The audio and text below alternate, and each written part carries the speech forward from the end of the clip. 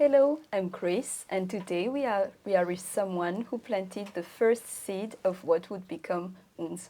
Years later, it has grown so much, and that person is still steering the wheels as Unza enters the next phase of its growth and impact. Sam, I've only scratched the surface, so could you introduce yourself and tell us how it all began? My name's Sam, originally from New Zealand, but I've lived in Madagascar for the past 10 years almost. It's coming up to 10 years. I studied engineering. Um, I come from a big family that sort of lives, I guess you can say, in the countryside. And now, as you mentioned, I'm very, very involved in Onja and have been for the past a lot of years. How did you get that idea? From New Zealand to Madagascar, it's a long journey. So how did you start getting this idea of coming here and changing lives? True. The seeds for Onja were planted a long time ago. So it was at the time that I was studying engineering. So I was an engineering student at the University of Auckland in New Zealand. And I was fortunate to get a scholarship early on. It's not a huge amount of money, but what it meant was I had guaranteed work in the holidays. So I was able to save a bit, which meant that in between year 2 and 3, I went to Cambodia and volunteered teaching English. And it was there that I guess met and built relationships with people, my students, who were very, very talented, but who didn't necessarily have anything to go on to. And at the time I was studying engineering in New Zealand and a fair bit of software. So I guess at its core, it was just about, and it still is, just about connecting those two industries. So you've got all these talented people that don't have a huge amount of opportunity and sometimes very little. And then this industry, which is crying out for talented people. And the bridge, I guess, is upskilling and giving them the skills they need so that they can meet that requirement. So it was there when I saw my students in that situation that I guess the idea was sort of born. And then from there, when I went back to New Zealand, myself and 10 volunteers or so taught 2 of my former students software development. So it was pretty rudimentary compared to what we do now. But, it worked. We taught them to front-end web development, I guess you could say. And they did some projects and started making some money from it, and both now work in IT and are doing pretty well. Wow. Okay. So you went back to New Zealand and you provided the courses online back then, or did you have to travel back to Cambodia? Yes, so these 2 students were at an organization that I volunteered with for 2 or 3 months. Okay. So they actually lived in this facility. So the leader of this organization, Vichet was his name, was able to really help out. And he had computers for them, internet. So all they had to do was be there at the right time and make time for the classes. And then we from New Zealand would jump on Skype, it was at the time, and deliver these small courses. Wow. Yeah. 10 years back, that must have been an innovative way to deliver courses.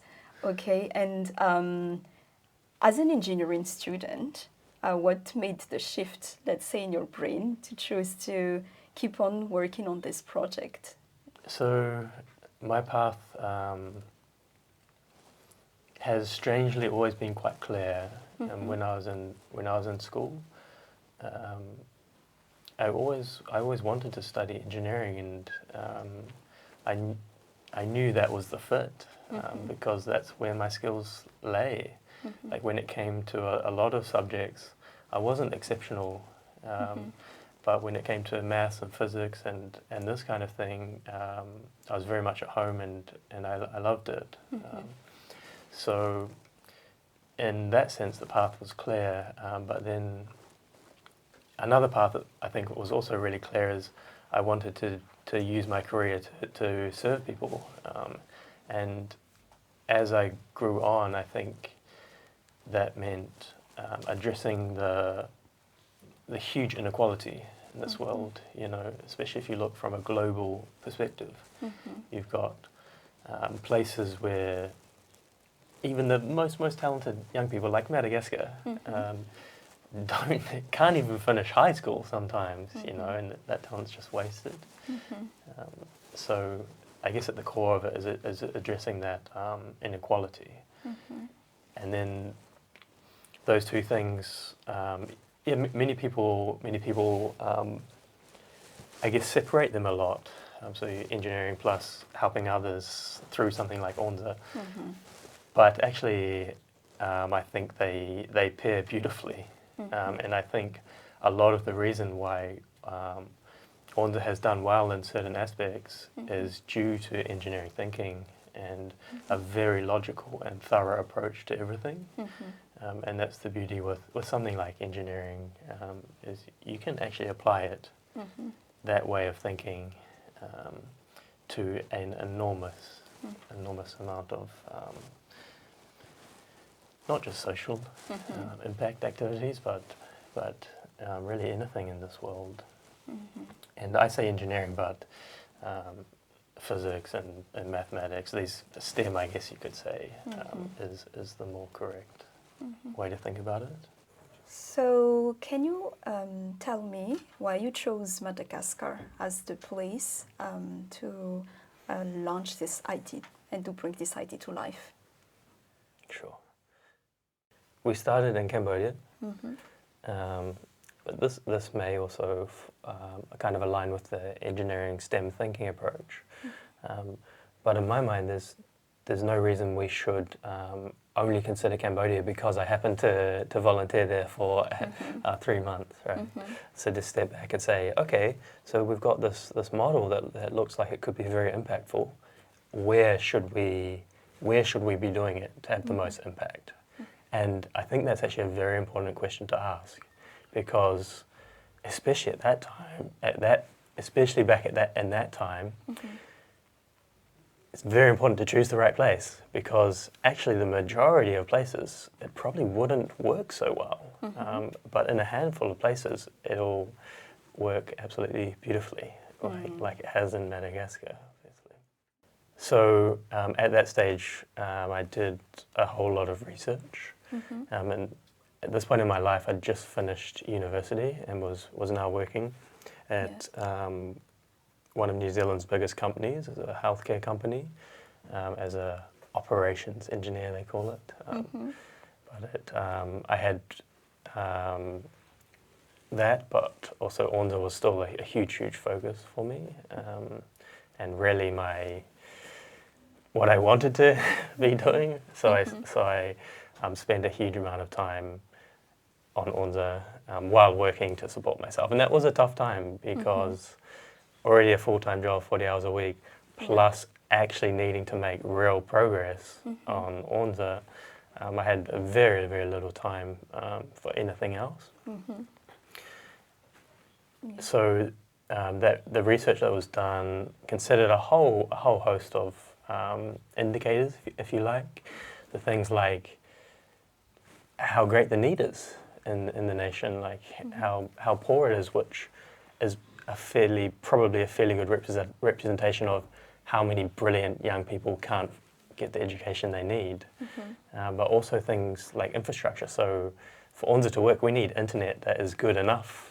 And the good enough is actually a pretty high bar, especially 10 years ago. So things like that, and Madagascar came out on top. I mean, those two reasons are a good example. You can see the need is obviously there, but Madagascar has better internet than most countries in its situation. You said that on top of your full-time job back then, you still did a lot of hours for Onja. So I would like to know, was there really like a special event or like a turning point that really convinced you to dive into this? For me, there was no turning point. There was no one day I woke up. There was no crazy event or star falling from heaven or anything like that. But it's just something that I always knew I wanted to do. That is to do something to address vast inequality and make the world a better place. And initially, I thought maybe I would, be involved in startup and become successful. And it's quite a typical way of thinking, I think, for a lot of people. Make a lot of money and then use that money, like donate it to do good.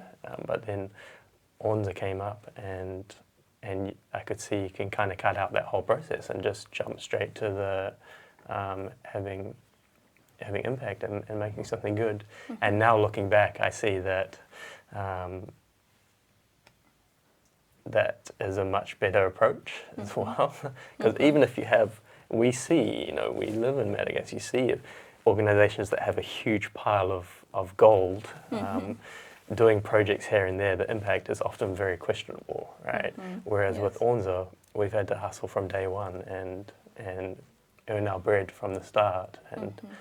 And that is a lot of the reason why I think we're also very impactful. Okay. What was it like arriving in Madagascar 10 years ago with that ID? What else did you have, let's say, in your backpack? Yeah. It's funny you ask that because I just arrived in Madagascar a week ago or so. And I flew in, as we always do, into Antananarivo, the capital. And I was just walking down the exact same street. That was the first street I walked on in Madagascar when I arrived 10 years ago. And because the simple hotel I found in the capital at that point was located in the particular area that I was also staying at this time. And I just recalled that time when I stepped out of there and was walking down this road, and it's Tana, and it's so busy and noisy and vibrant and beggars and all these things that I weren't used to. So it was it was a big thing, but also I loved it. I really loved it because I've always loved, especially at that time in my life, just seeing new places and new things and arriving somewhere. It's a bit of a strange predicament, isn't it? To arrive somewhere and you have this grand vision of this huge impact that you can have, but you're just one person walking down the street at the end of the day, and probably 100 other people have done it before you and packed their bags in the next 2 months or something. Yes. Yeah. It was some kind of reality check, I think. Yes. Yes. And what was your plan at that point? Well, fortunately, when I first arrived in Madagascar in Antananarivo, I made a good friend quickly. His name was Faisal, and then later his friend Fita.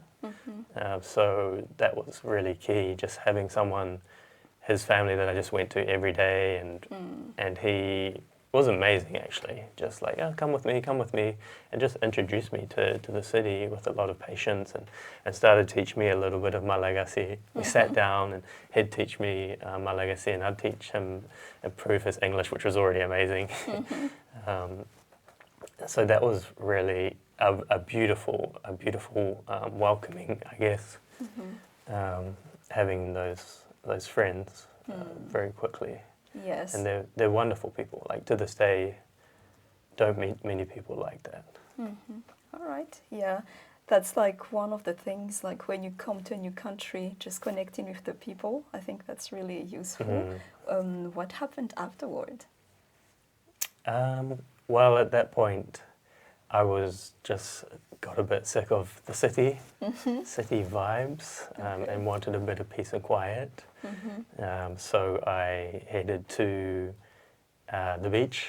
Okay. Because being from New Zealand, for a lot of us, when you're near the beach, you feel at home. So I went to Vatamanj. And then from there, I was also very fortunate to meet a Peace Corps volunteer, Okay. and she was serving in a village maybe 2 hours walk from Vatamanch.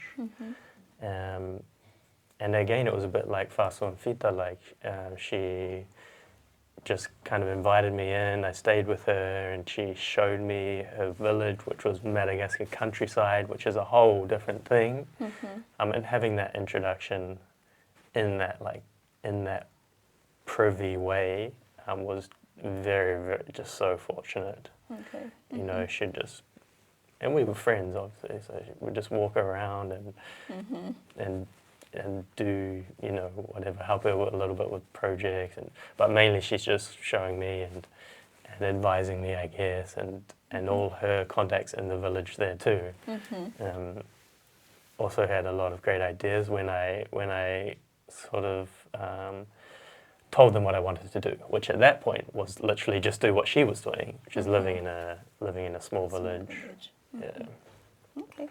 What were your expectations before coming to Madagascar, and like, was the experience in like the village with that friend matching those expectations? I don't know if I really had expectations coming into Madagascar. Yeah. I think it's probably a wise a wise way to work. Okay. Yeah, sure. And what were your impressions of, like, let's say, the countryside? Because you've been to Tana before going there. Was there something that really like marked you? Oh, countryside was awesome from day one, and it still is to this very day in Madagascar. And we don't really have the chance to spend much time in the countryside. But to me, the countryside is what makes Madagascar Madagascar to me. And that's where there's still so much like beauty and wisdom and an amazing character, and of course it's not all perfect. There's a connection to the past, which is beautiful. There's like structures that have grown over like centuries, perhaps even millennia, and culture the same, and ways of living and connecting, and it's just a whole different world and a beautiful one. All right, yeah. So from there, what did you like plan to do next? So from my Peace Corps friend in Vatamanch, she lived next door to the doctor of the village, and he was like a well-respected, smart guy. So I think she kind of sought his advice for me and said, "Oh, Sam, he wants to go and like do what I'm doing," and he said, and I think my friend said, "You know, I'm already here, so you should like go somewhere else." Okay. Yeah. So the doctor knew Maanoro, which is a town about 2 hours to the south, and he just recalled some nice villages around there and told me them and said, "Oh, you can go to this one and just have a look." So I followed his advice. I went to Maanoro, and then from there I went to the villages that he suggested, and along the way people said, "Oh, you should go see this one too. Before I take you to this one, let me take you to Fasana." So it's just someone like with a canoe. And I said, "Okay, yeah, let's do it." So we kind of took a detour and went to this village called Ifasana, which was maybe like an hours, maybe a bit less, paddle up the river. And then when I got there, I mean, it's a village and people are just doing their thing, and they're probably like, "What is this dude doing?" But despite that, they were just very welcoming. They're like, oh, you just arrived. Let me take you to the president of the village." So they took me to the president, and then the president was like, "Oh, okay, you wanna live in this village." At this point, I'd only been in Madagascar for 2 or 3 months, maybe 2 months. Yeah. So my Malagasy was not great, but it was enough to To interact? to vaguely communicated Yes. that what I wanted to do. Yeah. And he said, yeah, that would be great. We'll give you a house.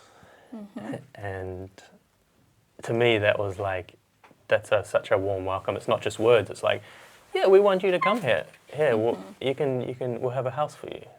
So that, I think, was the key, just going there and being received so well. And if people want you to be there, then you're going to want to be there. Right? Yes. So that's why I ended up, the choice was obvious that I should live in Ifasana. I visited maybe 5 villages or so, just all sort of down this called Pangalan. Yes.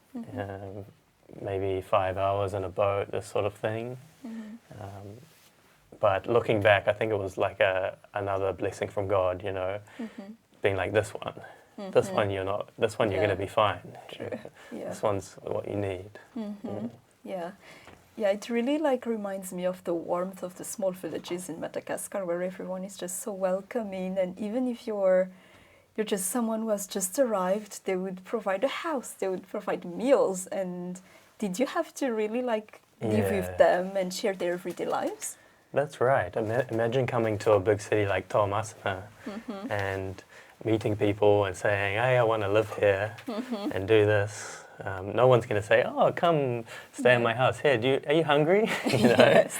Yeah. you know, it's a city, you're on your own sort of thing. But that's right, in the countryside, people are very, very pure. Obviously, it's everything's relative and it's a continuum. But I remember like often feeling like, oh, I'm this guy from New Zealand. I'm very privileged, obviously, in my background and my wealth. And I was hesitant to like take things because I could afford like so much of these, and for them, they don't have even 10% of that, right? Yeah. And they got a family and this and that.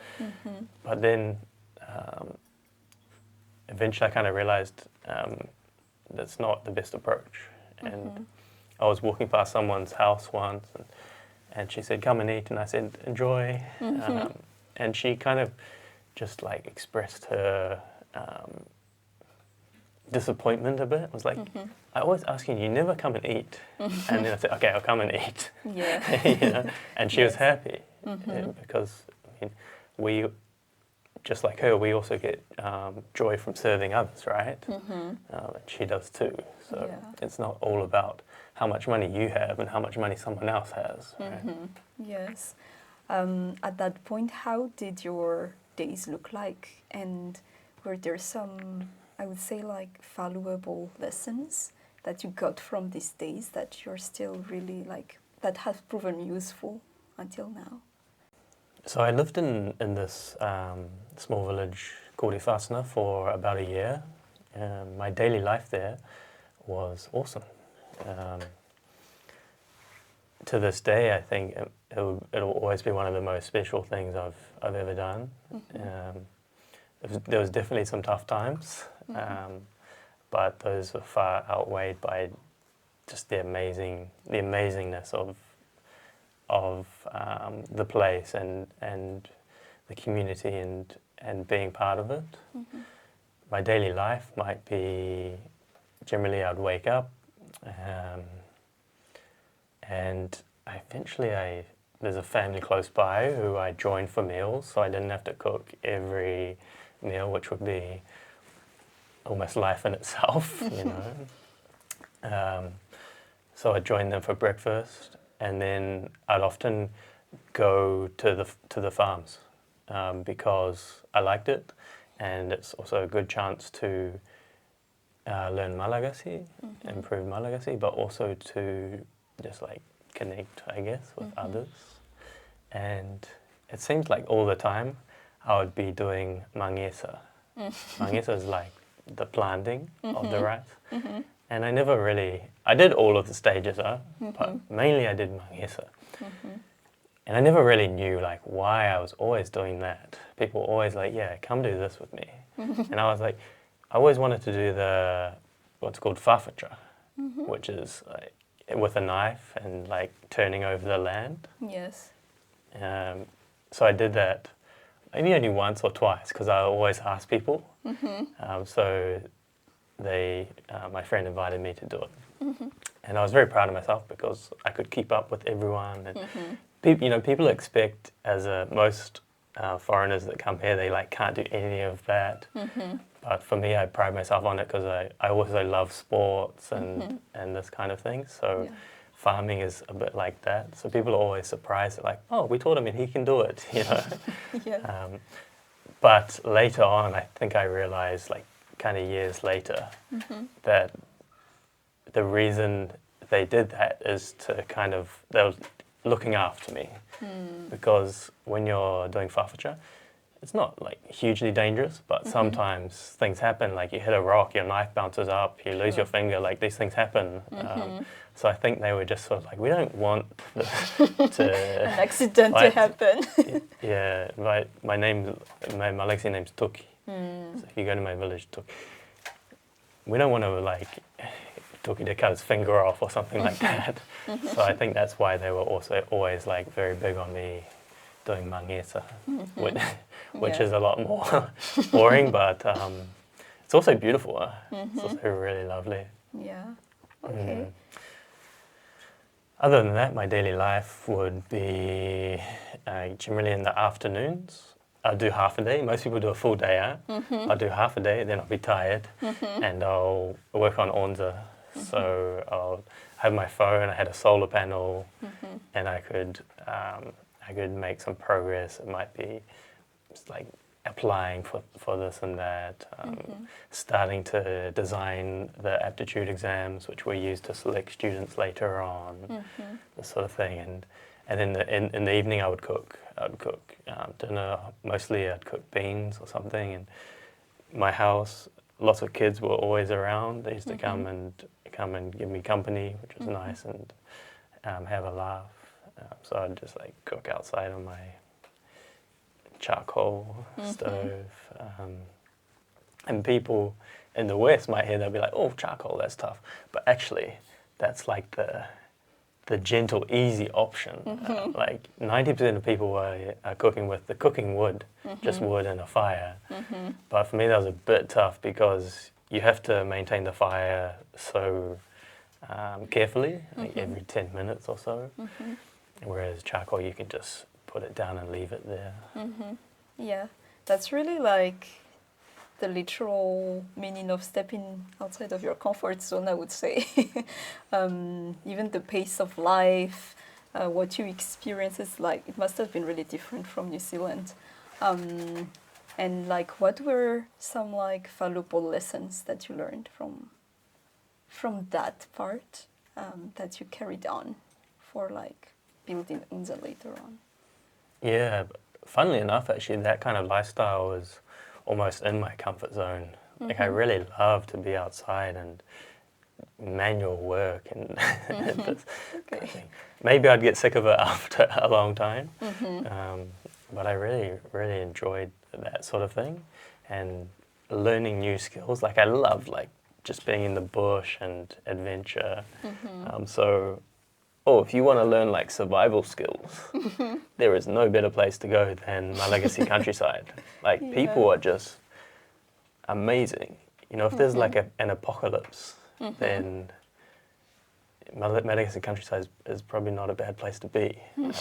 People are just like so resourceful, and they just can make anything out of anything. True. Yeah. Amazing.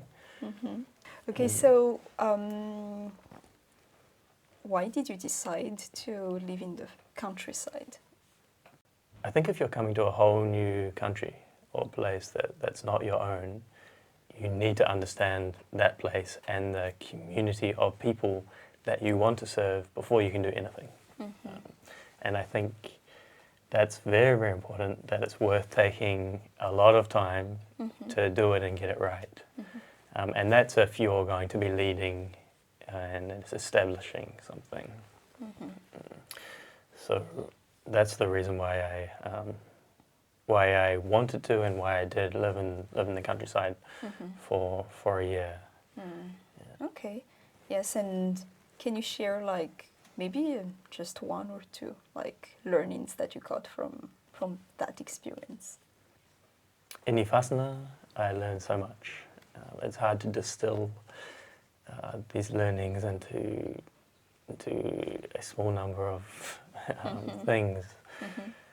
But I guess it's more just being shown a whole new way of life, and being part of that is invaluable, and it just gives you this whole different perspective on so many things. It feels like just a whole new depth, a bit like learning another language, except to an even far greater extent. You just have a whole different lens on how values are formed, and why people do certain things, and why certain cultures do certain things, and what's right and wrong, and these sorts of things. Okay. In Ifasana, did you have a team working with you? While I was in Ifasana, it was mainly just me working on Onja itself, but I soon met a school teacher who taught at a CAG, a lower secondary school, at a village near my own. So my village only had primary school. Hers had secondary, where she was teacher. And she started helping me out a little bit. So she helped work on the aptitude exams, the exams we used to select students, and pointing me in the right direction on all sorts of things. And later on, when we were ready to start finding some students, I asked my friend in Mānuru. So she was from Mānuru, not the village I was living in. It was about 3 hours walk or so. But she was also like someone that really looked after me. When I first arrived in that town, she sells mufkasi. So I'd just come and talk to her, and it was great to learn Malagasy, and her family is just very, very nice. And I also just like noticed that she had a lot of potential. She's smart, she's selling mufkasi, but she's smart, and she can do a lot of things. So I kind of earmarked her and said, we can work together later on. So I invited her to help, and she was amazing, just organizing everything. So at that time we went from village to village, giving these exams, and it was her that really, absolutely was her that got the result, that achieved that, and that's how we found our first student, Jerome. So she was also very, very important in the early stages. Okay.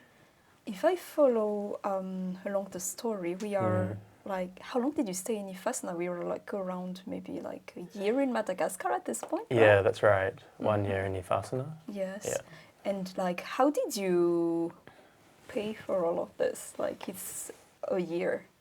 Yeah. Yeah, it's true. So I stayed in Ifasana for a year. I've been in Madagascar for close to 10 years now. Yes. Most of that in Mānuru, the town, and then some in Tamatav after we relocated. Yet to me, the place where like I really felt at home, and really feel like that's like my, I guess, like spiritual place, if you like, or the important place is still to this day Ifasana, even though I haven't been there for a long time. I remember like when my parents came, they came to Ifasana for like 1 day or 2 days or something, and just I take them around to meet everyone, and the president at that time said, "Oh yeah, Tuki is a Zanaka Ifasana." Like he's a child of Ifasana, and that's really beautiful. And of course, I'm not. Actually, I wasn't raised as a child in Ifasana, right? But to me, that's like, for me, my like Madagascar side. That is my like kind of home, and that is where I was raised for Madagascar. So I really feel like that's, even though I was only there for 1 year instead of 10 years, I felt so much more home, and that's where I feel like it's my roots, and that's the special place. I guess it's a bit like being born, you know. You're born in a place, you're raised there. So for me, coming to Madagascar, you're like a baby, you know nothing, you know. So that's where I was raised. That's where I did like gain that knowledge. And yeah, I think that's like really special, and that word summarizes it really well. Like I'm not Zanaka Tamatap, I'm not Zanaka Manur, but I can be Zanaka Ifasana. Yeah, and it's really like, as you said, like a kind of being born again, because you even got a Malagasy name, right? Did you get to pick it, or did they give it to you? Yeah, so if you go to Fasana and you say, "Where's Sam?" If you know about Sam, no one will know what you're talking about, who you're talking about. But if you ask about Tuki, then they'll know. And they'll have lots of stories for you about them doing this and this with Tuki, right? And, but that name actually came from, so my first friends in Tana, Faso and Fita, one of their, I guess you can call them maids, but they're really like family, just called me Tuki, and I don't know why, and then everyone just called me Tuki, and then it just kind of stuck. Okay. What Tuki means in Malagasy? Tuki means trust. Okay. So at this point, you're 1 year in Madagascar, and you're planning to recruit the students, right? How did you like sustain yourself and plan to fund the next step? So before I came to Madagascar, I was working at the healthcare company in New Zealand for almost 2 years. And during that time, I really made an effort to try and save, because I knew Onja was going to need some money to start it. And over those 2.5 years, I managed to save something like 10,000 US dollars, which by New Zealand standards is not a lot of money, because as a graduate you don't get paid too much. But of course there's always a situation in this world where a little bit of money in somewhere like New Zealand equals a lot of money in somewhere like Madagascar.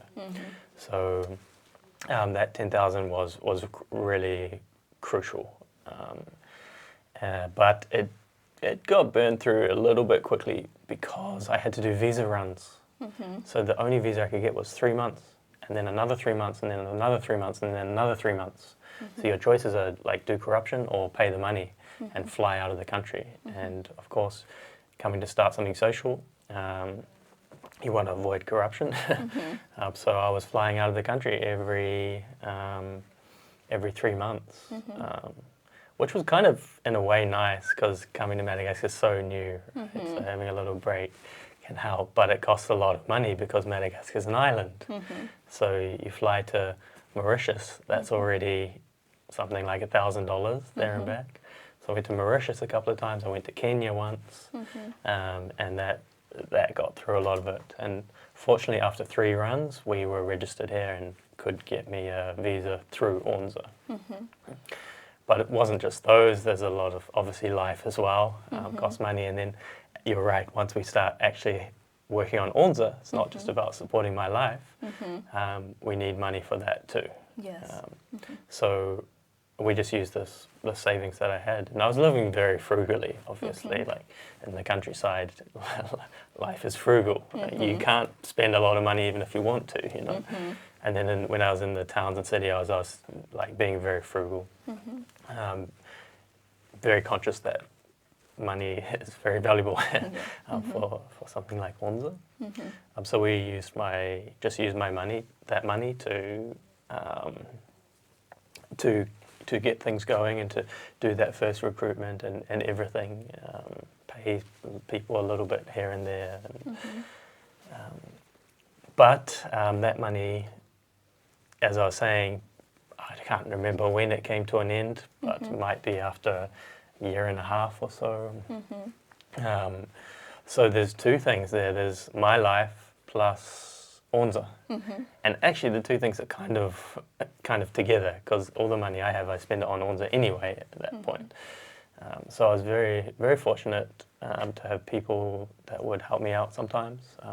Probably the biggest ones that come to mind are my uncle and auntie in the UK, who sent me money that sustained me for probably 4 years if you add it up or something. Like, it was serious. So they have a huge impact on Onja without even perhaps knowing it. But they saw, like, oh, he's really trying to do something great and it has potential. Let's, like, help him out. And then other people helping me out from time to time. And then for Onja, we were just, as I mentioned, we were using my small savings that I had. But we obviously needed to get money. So our kind of strategy at that point, I mentioned before, like the chicken and the egg. It's hard to raise money for something if you don't have something. Yes. So I thought, well, at least we can have a student. Because if we have a student, we can say, this is their situation, this is what they can do, this is what Onja can do. So that's why we put a lot of effort into this initial recruitment. And we were very fortunate to find Jerome. Okay. So we tested in 10 villages, tested 300 people or something, and we found two. Okay. Two that we determined had the capacity to make it. One already had, they weren't rich, but they had enough to go to study to be a nurse. So we didn't take her, but the other Jerome, who's with us today, was perfect. So didn't have the opportunity, but immensely talented, and you can see from day one, you know. And as school teachers, yeah, he's always top of the class. He works so hard. He does so well, and he's very. You see when he speaks, you know, he knows what he's doing. So we found Jerome, and we were able to then use that story to try and raise money. And I remember, you know, I'll be back in New Zealand presenting, and it's tough. It's really, of course, it's really tough at that time. But I really felt like with Jerome there, like I wasn't so alone, you know, because it was me and him. His story is very important, and that was a really nice feeling, I guess. We ran a crowdfunding campaign at that stage, because, you know, you hear of, oh, just make a crowdfunding campaign and then you're going to have all the money you need. Of course, it doesn't work like that, but it is something, and it was really great. And in preparation for that crowdfunding campaign, I can't even remember how, it must have been through my friend Tina that I met. No, I'm wrong. This was just, I was advertising in Madagascar online somewhere, saying any videographers want to volunteer, and Tom and Anne, an American couple who were working at the US Embassy, responded and said, yeah, we love photography and video making. More like a hobby, but they're amazing. Like, Anne's photos are incredible, and Tom is an amazing person, and his videos are, you can see them. It was just perfect. So they, the most adventurous people that ever worked at the US Embassy in Madagascar, they said, okay, yeah, we're coming to Mānoro. So they came, and they stayed at Mont Désert, where we always put people in Mānoro. And then they walked with me for a whole day to get to walking, with backpacks for a whole day to get to Jerome's village. And then we did the filming there for must have been a couple of days. So they gave us somewhere to stay, etc., etc. So that was also a crucial piece in the puzzle. Tom and Anne making this crowdfunding video, which we could then use to kind of express the vision. So we then put that online, and of course nothing happened. But we worked really, really hard to say, often network, you know, it's like everyone that knows me back in New Zealand, guys, do something good, give us some money. And they would tell their friends, and 90% of the money, if not more, came from either a first or second connection of mine. And I think we raised, it might be like US dollars, might be 20,000 or I can't remember the numbers, which was helpful because we could make progress. And that's the mindset we had at every stage is we don't need a huge amount of money, we just need enough money so we don't have to stop. If we can keep going, we just keep going. And that's what we did. So we continued with recruitment and continued fundraising. Fundraising very difficult, so I went back to New Zealand to talk to anyone who would listen. And I didn't have much luck. It was tough. And I said, you know what? My country, New Zealand, we're just like backwards, we're not forwards thinking, no one gets this, I'm going to America. And I saw the flights, like it was a similar price to go via San Francisco, and I happened to have a good friend living in San Francisco, so I said, hey, I'm coming to stay. And there, perfect place, right? It's like Silicon Valley. These people, this is what I had in mind, these people are forwards thinking, we're going to be able to raise the money we need. So I went there, and even getting into the country was a story in itself. I was so close to being sent home. When I got there, I didn't know how serious the US take visas, this sort of thing. So I didn't have my answer prepared for the man, and he said, go to the room. And then there was a guy, Lopez, and he grilled me for like hours, or what seemed like hours. Like, what are you doing here? How much money do you have? Of course I had like no money. Like, what, charity? Like, show me a website. And we're so early stage, like it doesn't look like much. But eventually, did you already have a website back then? it was something very primitive. And he said, where are you staying? So I said, I don't have money, but I've got a friend. You know, he's got me. And I said, I was staying with my friend. And he said, okay, give me your friend's phone number. And he called my friend and said, oh, is this guy coming to stay with you? And then Lopez came back to me and said, oh, your friend said you're only staying for 2 weeks. You can only stay for 2 weeks. And it was kind of a trick. Like he phrased it in that way. And I said, no, he's a very good friend. You call him back and you tell him 2 months and he'll be fine. So Lopez goes and calls him back, and then I guess that one passed. And eventually I guess he believed the story enough, and I was very thankful. He let me in. That was an interesting experience. Then, so I got to San Francisco, and I thought, all right, this is it. We're going to get our money. We didn't. So I went door knocking. Like I found like what I thought was like the most kind of innovative foundations. Just went and knocked on their door and said, hi, I'm Sam. This is what I want to do. And they were shocked. No one knocks on their doors, I think. That's like not what people do these days, or those days 10 years ago.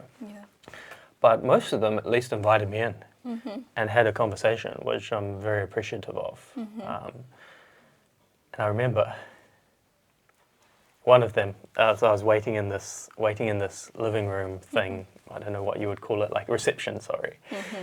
And on the table there was a book, and it was, the title of the book was something like, Non-profit foundations need to take more risk, stop being scared of risk. Right? Then I had the meeting with them, and they, like everyone else, just said like, you're too early stage. Like we can't give you any money. You have nothing. Like all you are is this New Zealand guy that turns up and knocks on my door. They use nicer words than this, huh? Yes. I don't know. Can you lead a team? Can you do anything? Are you capable? Yes. So they all just said, no, but once you've established something, come back and talk to us. Did you just use the book to, No, I to didn't. convince them? I didn't mention the book. I didn't feel it was the right thing to do. Yeah. But it ties in perfectly, right? Because that's the situation we got. We got an amazing idea. We can do it. Yeah, okay, it's not proven, but like, what better do you want? At least someone that's like studied engineering, has done very well, has done other leadership activities. It's like, you know, give it a go. Yeah. And that was repeated over and over, these organizations. One of them was a bit more of like a family foundation, and there's a bit more of a personal connection there, I guess. So he said, well, we can't really help you because you're not a US nonprofit, but at least he said, let me give you something, and he sent $300 or something like that. I can't remember the exact amount. It was a gesture, and actually that's appreciated, because we left the US with $300, minus whatever it cost me to live there, which is better than getting absolutely nothing, right? Yeah. But that was a wake-up call. Like, you know, I was quick to just say, oh, forget New Zealand, like. So after that, went to Madagascar, continued to advance things, and then after some time, I can't remember how long, maybe a year, or a little bit less, back to New Zealand to try and fundraise again. Yeah. And we kind of, it was a long, long road. But my friend was involved in an organization called Rotary, and she really helped out and said, all right, I'm going to get you in front of all these clubs. So I went to present Onja in front of all these clubs, and I remember one was very like, wow, that's amazing. But they were so small, they couldn't really do anything. And then a few others were just like, didn't get it. They really just didn't get it. So I did the presentation, like all this amazing stuff, Jerome's story, and how this organization is going to be self-sustaining. And then afterwards go and have dinner with the club, and you could just see like, I can't remember the exact questions, but it showed like they didn't get anything, you know. Yeah. Then in the next one, Rotary Club of St. John's, which is like probably the most respected Rotary club in Auckland, and I presented there. And they were like, whoa, there's this Kiwi guy, we're Kiwi, he's trying to do something amazing, it sounds really promising, we should help him if we can. So they really then got behind it, and that doesn't mean, oh, funding problem solved. No, it couldn't be further from the truth. It's like, okay, now we're going to try and get small donations from this club, from these regions. It's a complicated kind of machine, and then aim for this global grant. And I'm very thankful, because that was at a time where everyone else said no, no. They said, yeah, let's do it, let's try. And the process, I reckon it took me 6 months full-time work to apply for the grant. So you could spend 6 months working full-time and be rejected. Yeah. Fortunately, we weren't. Yes. And that's the risk at that time. Like, you just got to do it. Right? And a lot of that is Simon, who was the key guy at the club, who really pushed things through and made sure all the boxes were ticked. And what did they say? T's were dotted, T's were crossed, I's were dotted, and pushed it. And that got us an amount enough for a year of education. Okay. Yeah, recruitment was on such a low budget. I think it was just mostly that money I saved. We just used that, and some crowdfunding. Okay. But I also remember being like, oh my gosh, we got this, like, it's a matching grant. So all of the money we're spending right now, we can't put into the matching grant. So we were so frugal, trying not to spend anything, because whatever we spend now on recruitment, we can't then put into this matching grant, which kind of doubles this complicated system. which was crucial, and we started.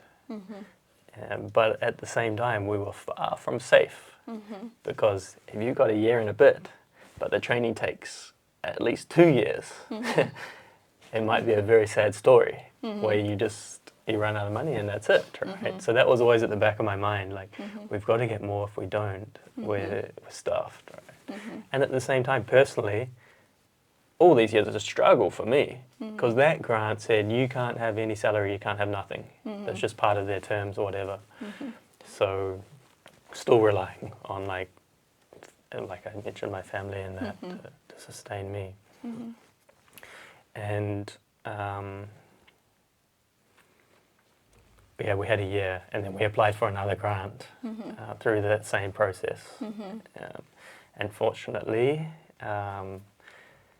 we got that one too. So that brought us to the 2.5 years or so.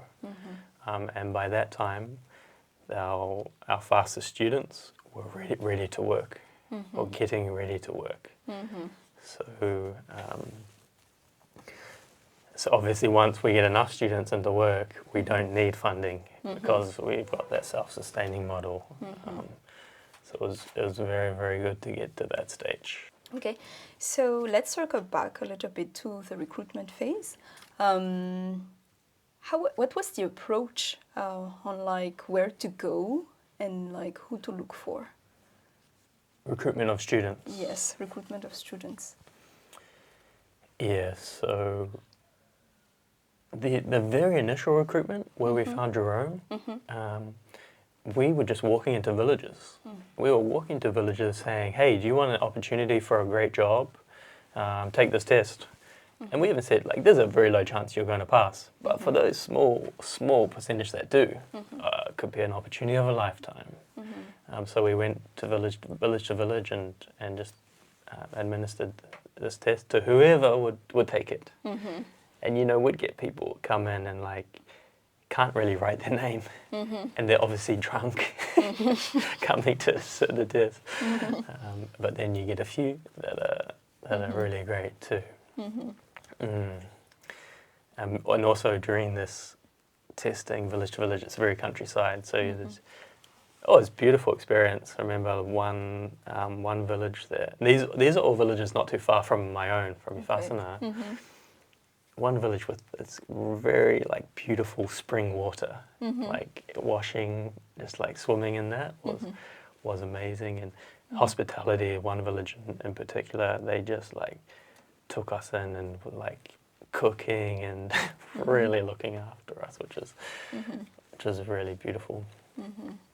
That recruitment phase was like that, just walking in, who wants to do the test. Then later on, we had our partnership with the Ministry of Education. So they then, which was Fita's idea. Fita was an initial team member of Onja. And I said, when you came up with the idea, I said, I don't think that's going to work. But you go for it. And he did, and he got it. And I think Onja owes a lot to Fita for that idea, which I dismissed. But I think that's a real key for why we're doing well and can have a big impact, is that system he believed in and he thought of and he got. He successfully got it, and it was amazing. I don't know how he did it, but he got that, which meant we have this whole ministry of education who know hundreds of thousands of students, and so they can help us find the brightest, most needy ones. So through that partnership was very, very important in stepping up our recruitment program, and that's how we found the rest of our Wave 1 developers. When you were doing the recruitment, what was it like to, I would say, convince people to join Onja as students? Because, like, let's be honest, like, back then Onja was still like a small organization, and sometimes people can be doubtful. So yes, especially in Madagascar, right? Yes. So that's right. Trust trust was a key element of Wave 1 on so many levels. Starting from when they first hear about Onja. What is this? Am I going to lose a liver or something, or be shipped off to the Middle East and be forced to that's literally like, that's not a joke. Like, that's what people are thinking, you know, some people. So we're just clear, we just try to be clear. Hey, we have a partnership with the Ministry of Education, that helps. Have beautiful pamphlets, like the most beautiful thing they've ever seen in their life. A letter with their name on it. And then there's the hope there, right? And the sad reality is our students don't have another option. So they get this, and then whatever everyone's telling them, they give it a go. And that's just the first trust barrier, right? Then once we get to the education phase, or even signing up for Onja, so we're saying to these students who have never touched a computer before, yeah, you're going to be a great software developer. It's going to be a great job for you. And I remember like trying to explain what a software developer is. You try to explain what a software developer is in Madagascar to someone who's never touched a computer before. It's really not easy. You can't. You're like, there's only a certain amount you can say. So that's another big trust obstacle, is even the vision of where you're going to be. Yes. If you can't trust that, it's really hard, right? So we work as hard as we can to try and like establish that vision, and lots of videos and calling people who have that job and this sort of thing. So yes, trust is really important. And if you compare now with Wave 2, it's completely different. Trust issues are like, for Wave 1 that was crucial. For Wave 2 it's like hardly a problem. Wave 2 come in, they see these developers who obviously have amazing jobs, and they look up to them and they're like, I want to be like that. It's like, done. So okay.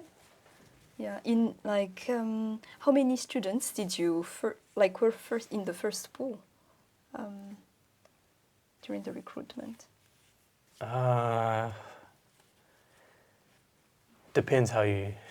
So for our Wave 1 recruitment, we started technically with something like 300,000 students, I think, and then we filtered down based on like things like academic performance, and then we ran our own testing. But even at the first stages, it's like the top 1% or something of graduates that we're working with, and then we do our own aptitude testing after that. So by the end, you have, if you've done your job properly, which we did pretty well, given our circumstances, you have a very, very talented bunch of people. Okay. How did it feel like, you know, meeting all of like that first pool of around like 3,000, and like then getting on the first day of class, seeing the, I would say, the Onja student, those who made it? Yeah. Yeah. I remember the first day of class. It just felt like, oh, this is a special day. We need to take a photo of this. So we got everyone and took a photo outside the classroom. But the feeling itself on the first day, I can't remember other than that photo, because there's something there to remember in that photo. I can't really remember. Now that I think about it though, I remember we didn't have chairs and tables for like quite a long time.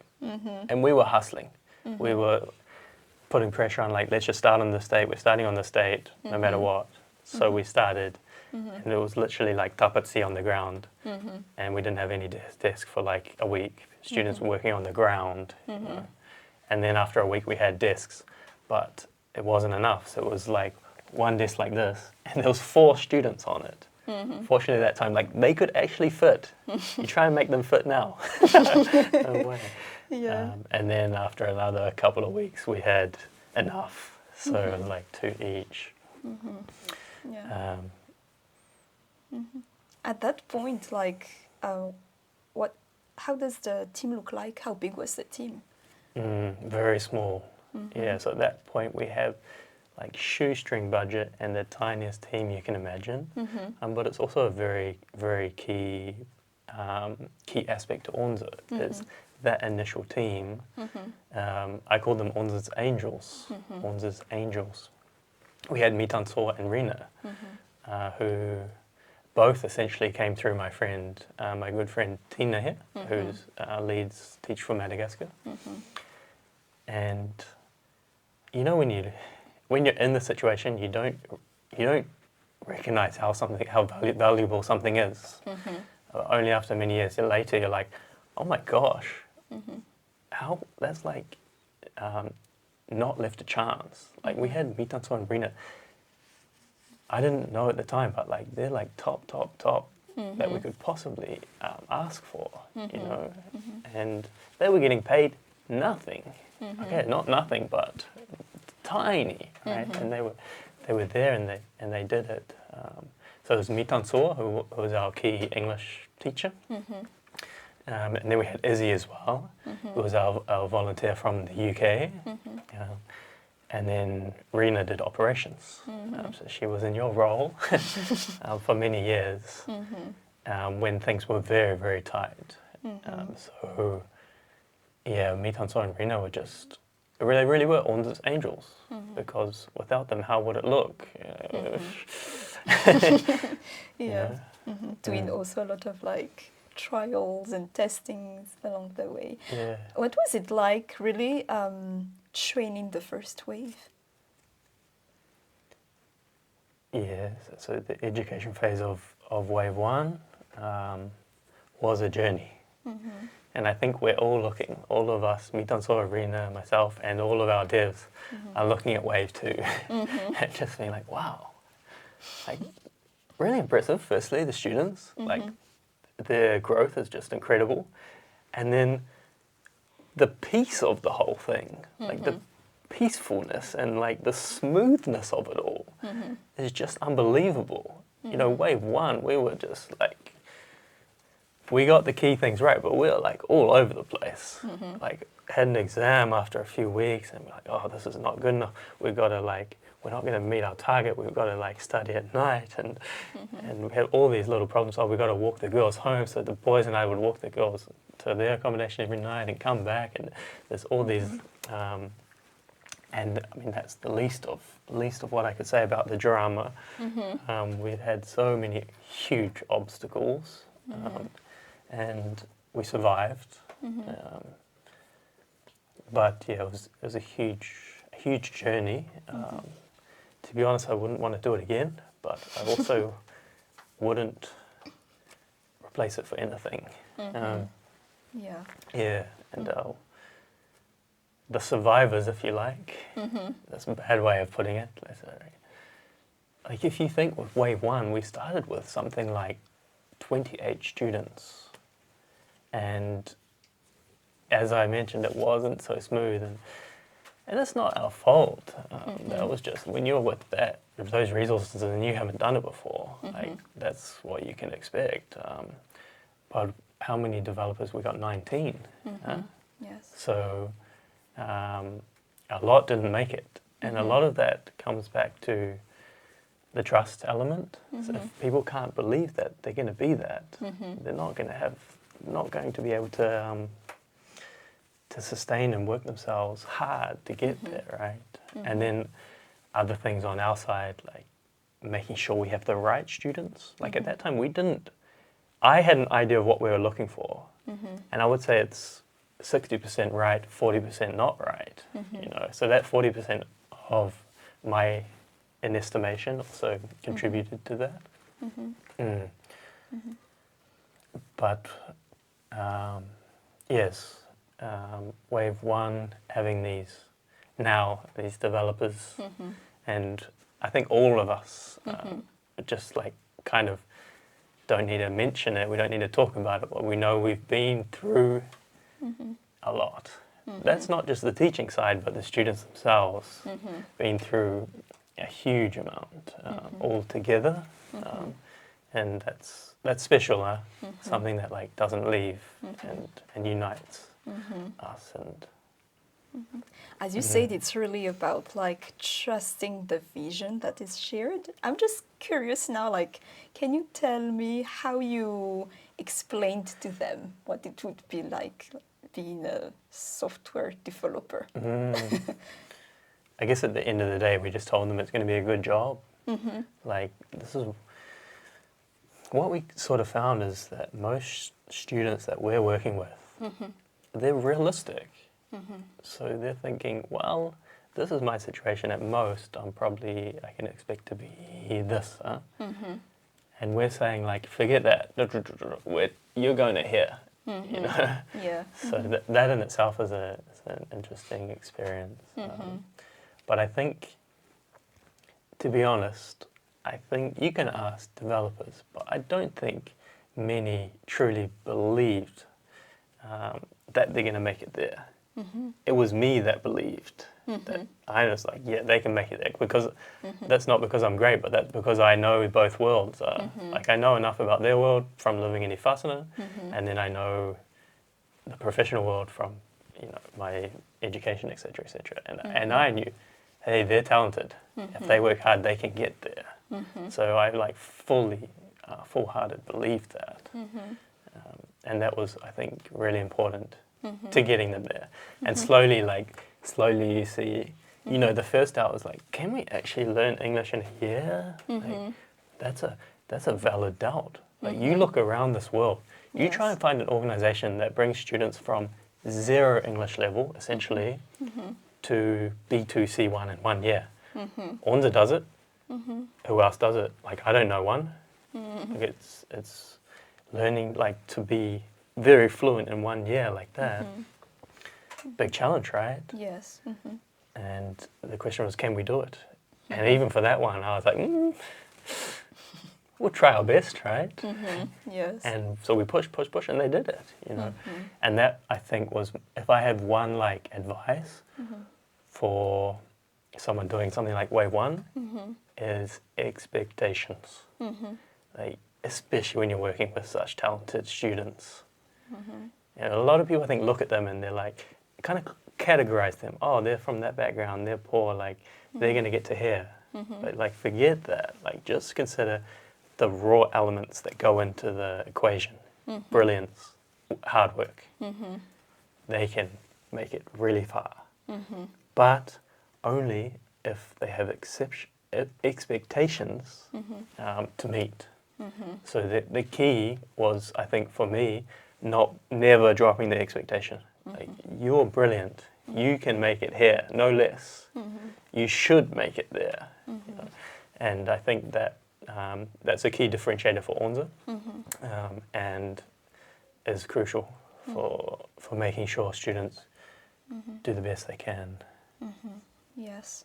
Yeah, as you're saying, like, the whole environment, the expectations that were shared with them, also hitting milestone, let's say reaching those different levels in like their English proficiency, might have like really fueled their motivation to keep going.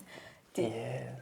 Do you remember like one interactions with the students that really like stays with you till this day? Yes, you're right. Like, these little wins of confidence all build on each other.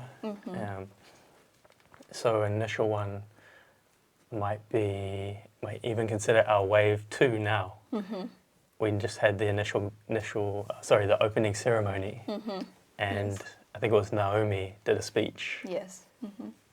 Wow, like, you can see it. That's incredible. She's been learning for 3 months. She can speak like that. Of course, she had a chance to prepare, but still, like, that's amazing. And the way she delivered it, imagine the confidence boost she gets after that, right? She's like, I can do it. So for our Wave 1 students, it was the same in a way. So, you know, when you're learning a language, there's all those kind of steps. Like, what's the first step? You tell me. I don't know. Yes. Like, having a small conversation with a native speaker. Like, oh, wow, we just like communicated something. Wow, I'm getting there. Passing your exam, wow. Yes. You know. especially the speaking exam, coming in and doing that exam, there's a little confidence boost, and you can Yes. see, yeah, I'm getting there. When it comes to computers, I remember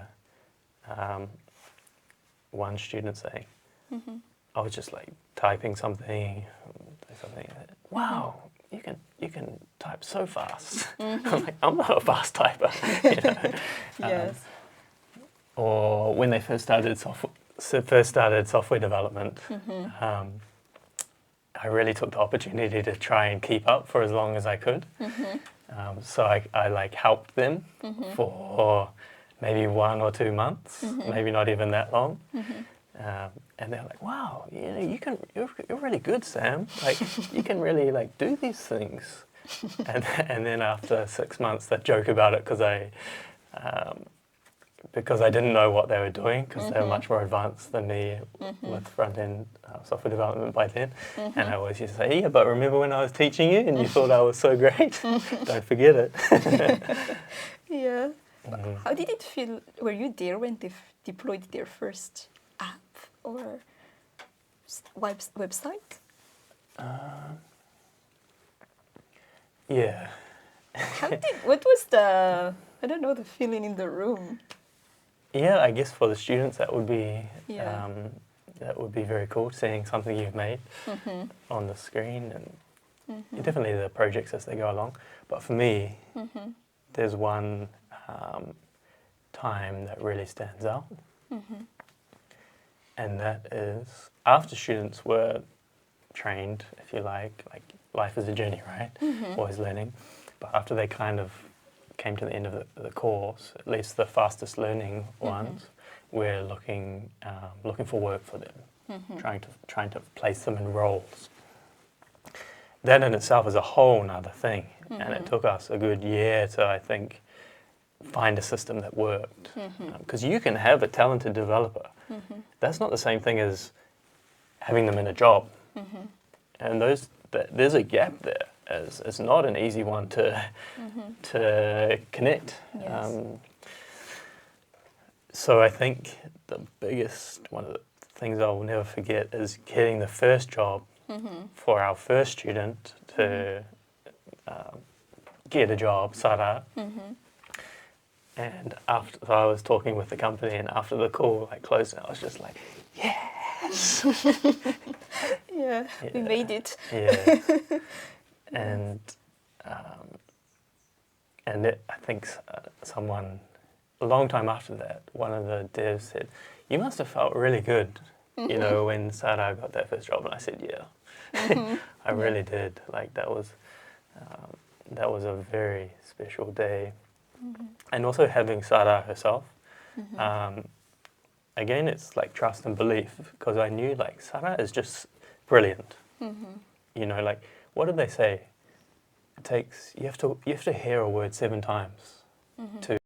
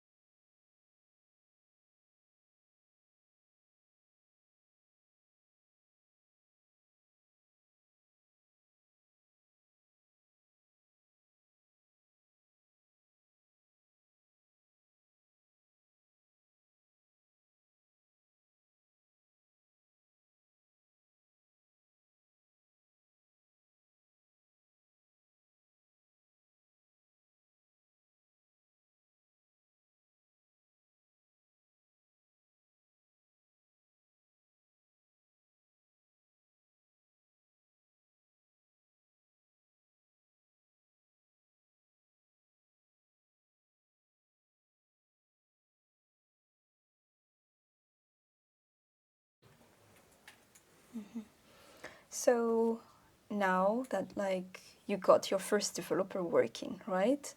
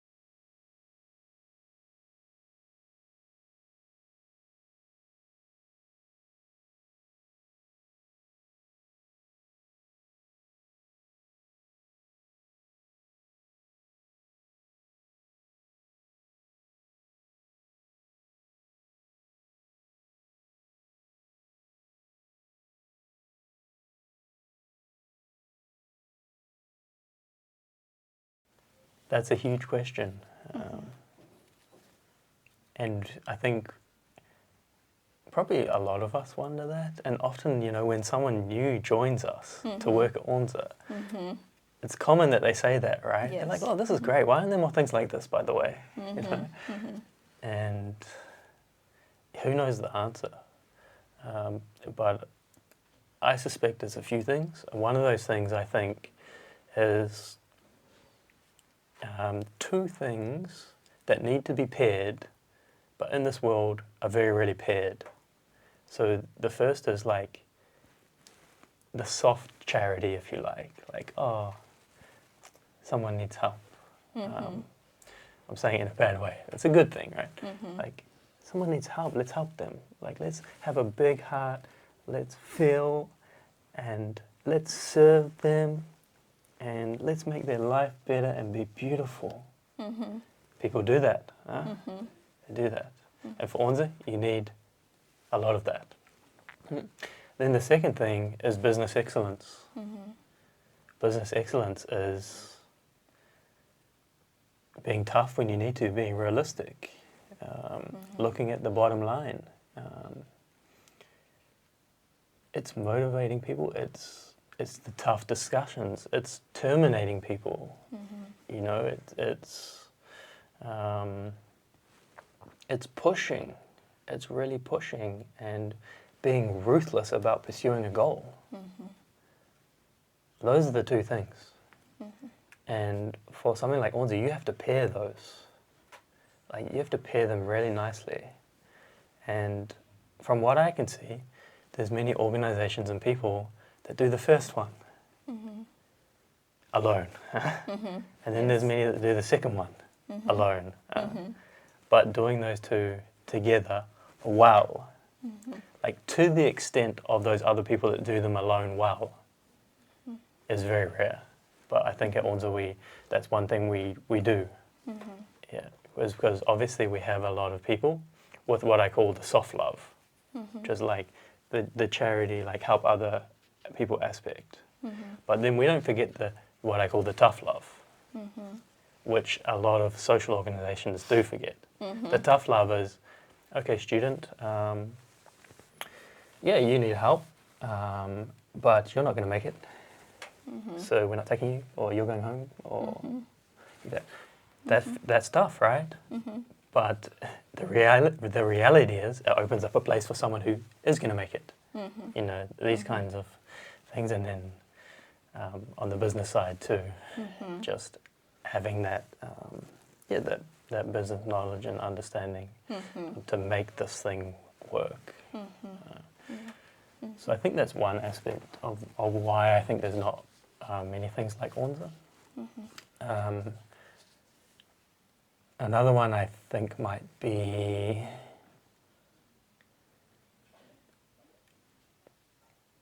the kind of dead aid principle, if you like. So the gross inefficiency and underperformance of a lot of social organizations. Definitely not all, but a lot. And I think that's because of the setup. So for example, if you have a company, it's very clear if that company is doing well or if it's not. Like, peel everything else back, it's about the money. How much money do you make last year? That's how well you're doing as a company, right? Like a for-profit company. Yeah. But on the social side, it's all complicated. There are different metrics. Yes. And jumping back to the company, okay, company, you're doing well, we're going to invest in you. Because you're doing well, you're going to get more opportunity to do well more. Now compared to the social side. So traditionally, think about the social organizations who are successful, i.e. big, and who get a lot of resource to be able to do their thing. It's not like the companies who are proven. It's the organizations that have great marketing, that can jerk a tear out of your eye, or who have deep pockets through their connections, or who are connected to a very powerful government, or who have some other, I don't know, political thing going on. That's not to say they're not having an impact, but it's to say that the resource flow is not designed to go to those who are having the greatest impact, as it is for companies. They might be, but they might not be too. And guess what? You're probably not even going to know.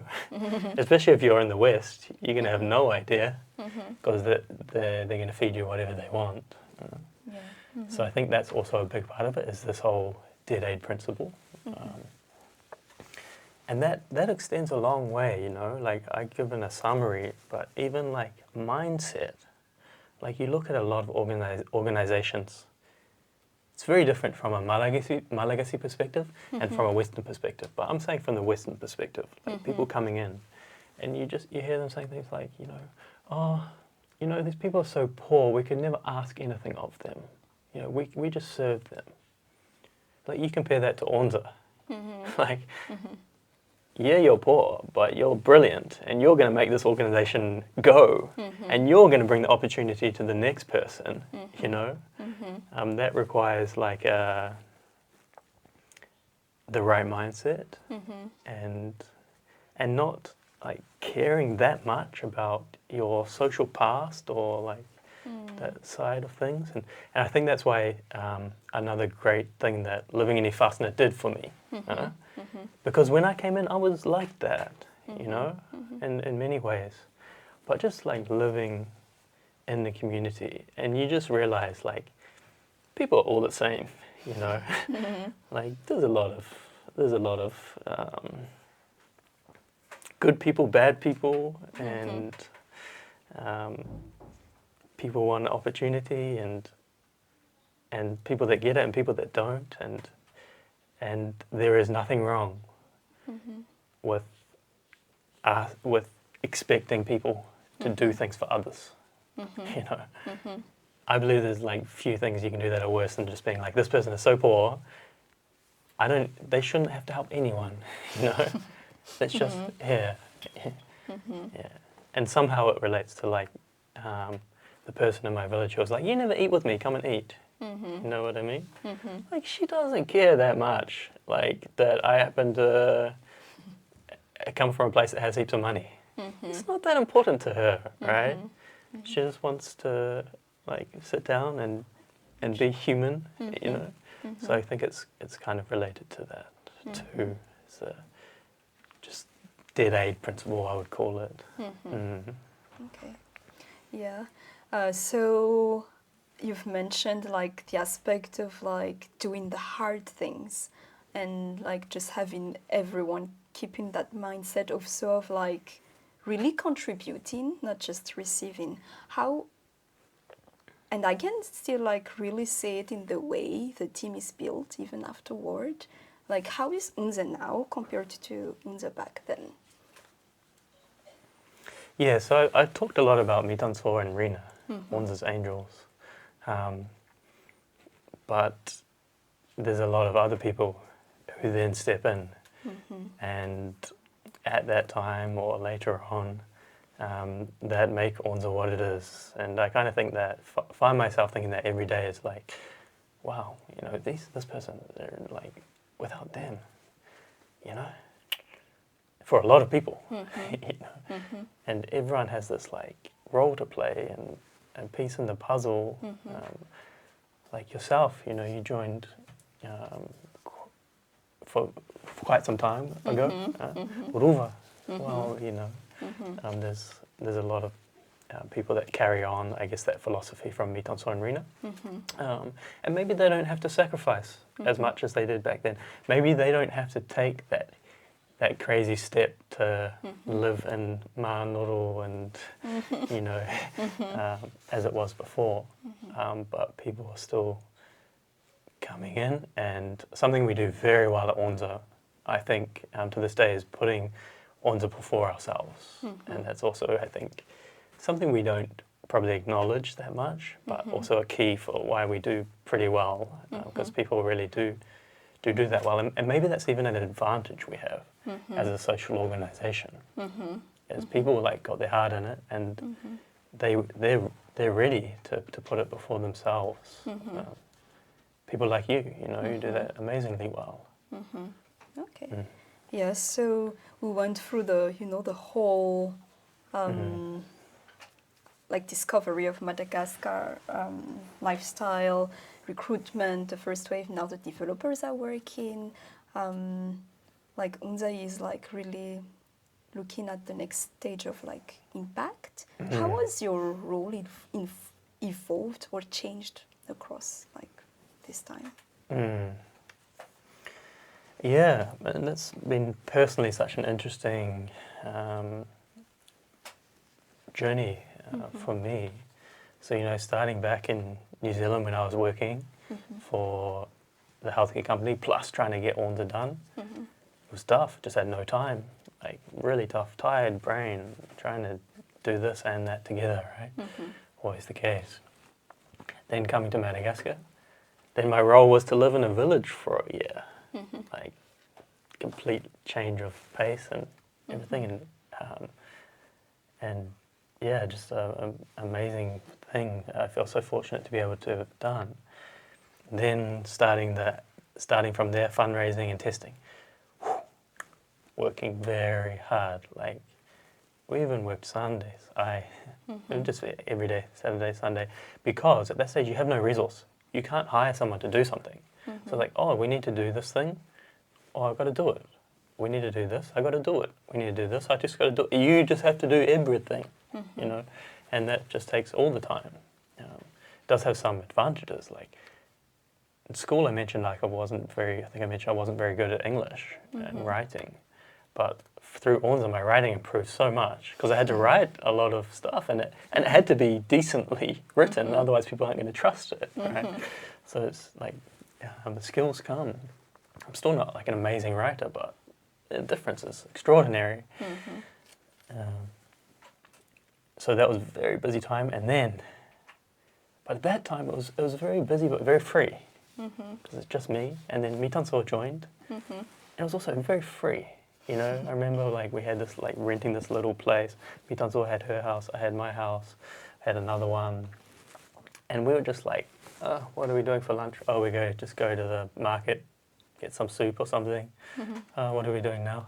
You know, it was very like we were working hard, but it was very, very free, nice, enjoyable.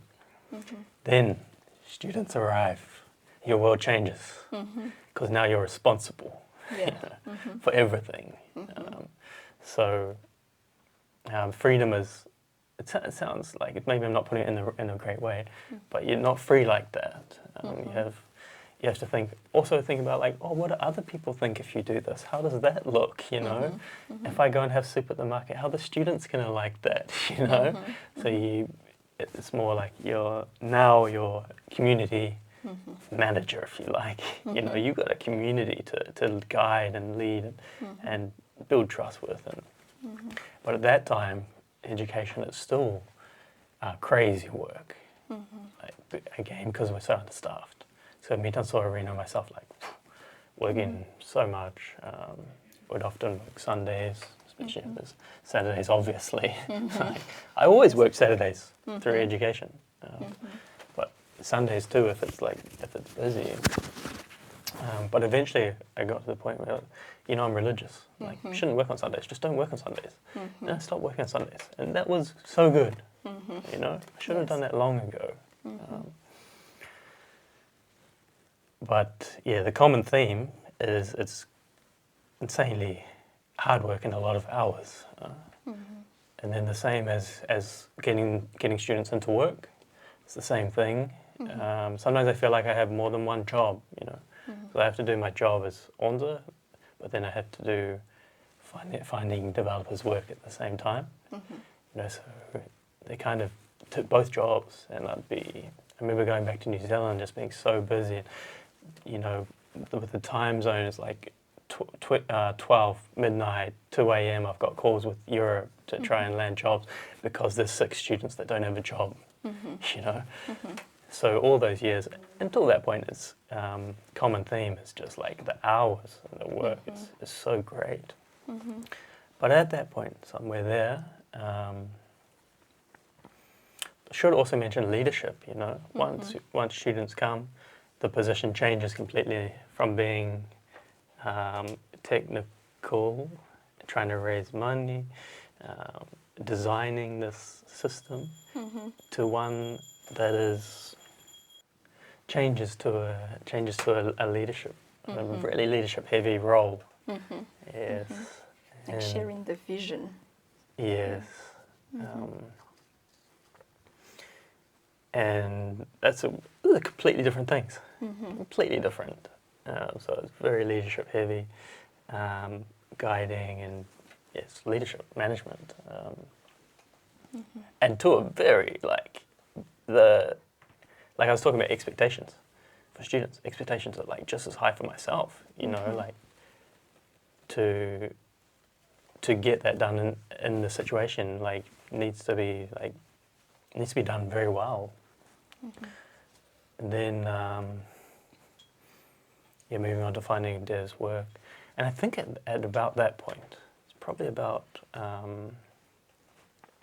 around there where it finally started to ease off a little bit for me, like on the time I had to put into it, because I think we could make some bring key people into the team, like yourself, like Rova at that time. Rova was helping someone we hired to help find positions, open positions, and yourself for operations, obviously.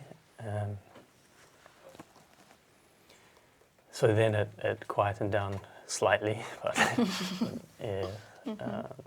And I think that trend has sort of continued, and until this day.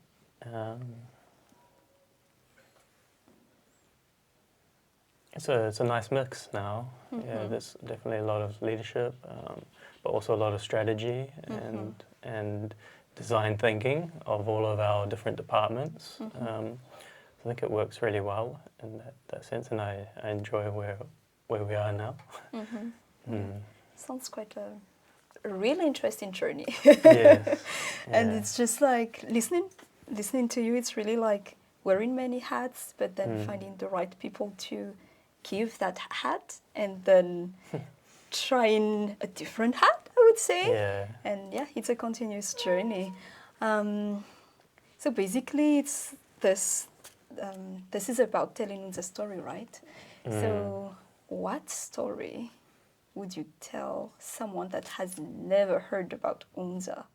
I think just the path of our students and becoming developers, and that's a really cool story.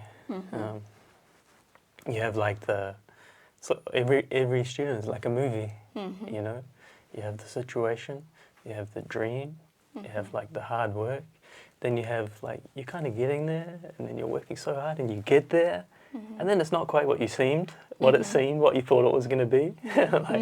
Yes, you're a perfect. Yes, you're a great developer and you have a great job, but the perfect rosy rainbows and butterflies life is not actually yours yet, and it will never be. And all these other situations kind of on the realities surface, and I think that's, to me, in a way that's beautiful. It's not just like a movie and everything's perfect, but it's you've reached something, you've done something amazing, and there's good things and bad things about that. Like everything has a positive and negative impact. Onja is overall very net positive, but I've got an example for that. There's many, but one that kind of comes to mind is a small thing. Cynthia, one of our great Wave 1 students, developers. I remember as a student, a long time ago, she said, I used to be able to just work anywhere. I could be in my mum's mufgasi shop or whatever, and there's clients talking and laughing at each other, and I'm just here focused on my biology work. No problem at all. But now, if there's a lot of sound, I can't focus. Well, that's because at Onja we're make an environment that's conducive to learning, keep it quiet so people can focus. And that's good because it allows students to learn quickly, right? But there's a downside to that. And Cynthia's not the only one. Like a few students, I remember telling me that. Before, I wasn't troubled by noise. You know, I could just sit there, so noisy, no problem. But now, I need my peace. Yeah. You know, so there's these nice. I find them beautiful. Like they're like, it's just they're like little surprising things. You thought everything was going to be wonderful, but actually. There's this other problem that it unlocks, you know. Okay. Now looking in like more into the future, what's next for Onja? So Onja, I mean, for the past years, we've been focused on growth, and it's been very difficult. But I think we're really getting there now. Yeah. So I think a lot of people are feeling right now, you know, like, what are they doing? They're just like sitting on their excellence of wave one and so content with that. But they don't see that actually we're building this big system, that's going to take on large numbers of students. And for years we've been building that. Yes, if we were to start again tomorrow, we could do it faster. You know, there's a lot of learnings, especially on the leadership side, things that we've learned. But I think we're doing very well, and we're almost ready to bring in large numbers of students. So that's what's coming next. But I think we're going to have to be very thoughtful and think about things because we're doing this at a time when the world is changing very, very fast. Yes. And even the industry, software development industry, is not what it was 4 years ago when we were first finding work for our developers. So we're going to have to be very open and thoughtful about where we go. We may have to change direction sometimes, but I think our core principles and team will get us there. Yeah. What would you say to the Sam, let's say back then, when you were still juggling your full-time job and Onja?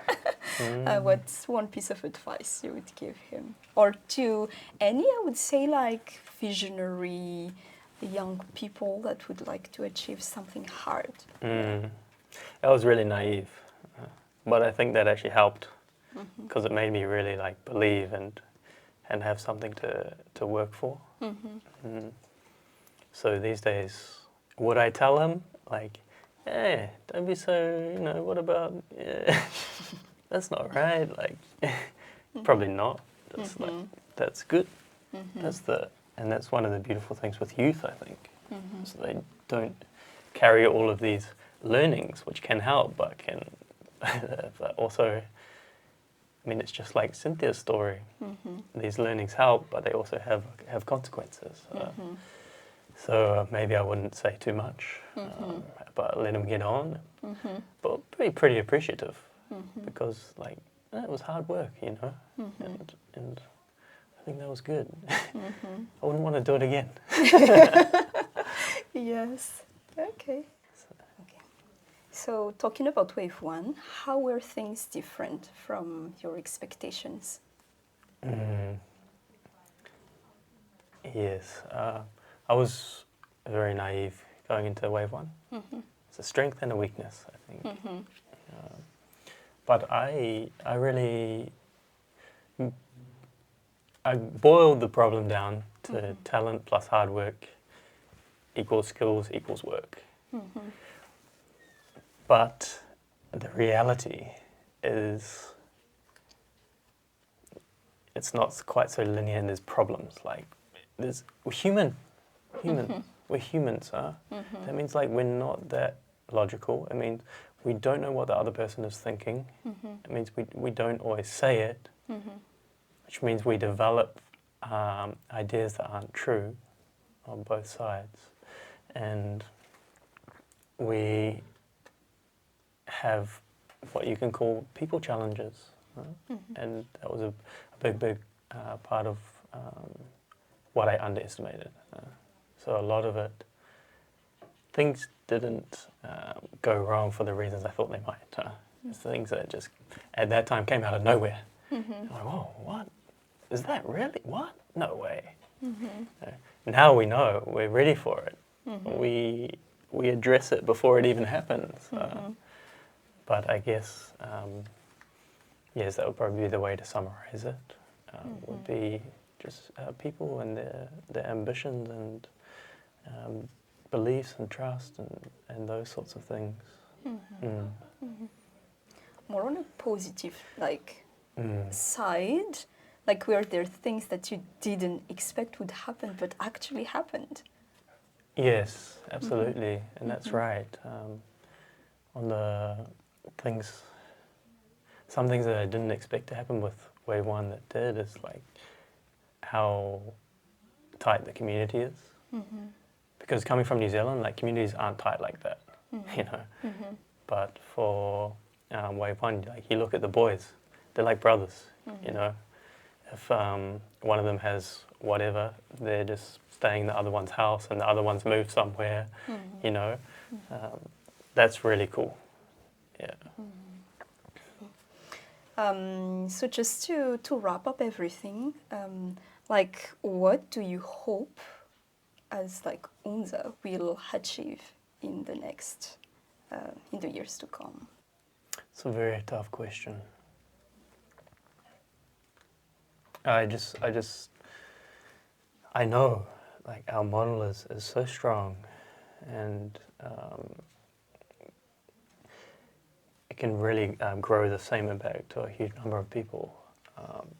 But the world's changing, so I just hope that we can continue to do amazing things and serve others to a large extent as the world changes. Okay, so thank you, Sam, for the very interesting discussion, and like wishing you and Onja the best moving forward, and like to go towards that mission and that brilliant vision. Yeah. Thanks, Grace. Thank you. It's been a pleasure.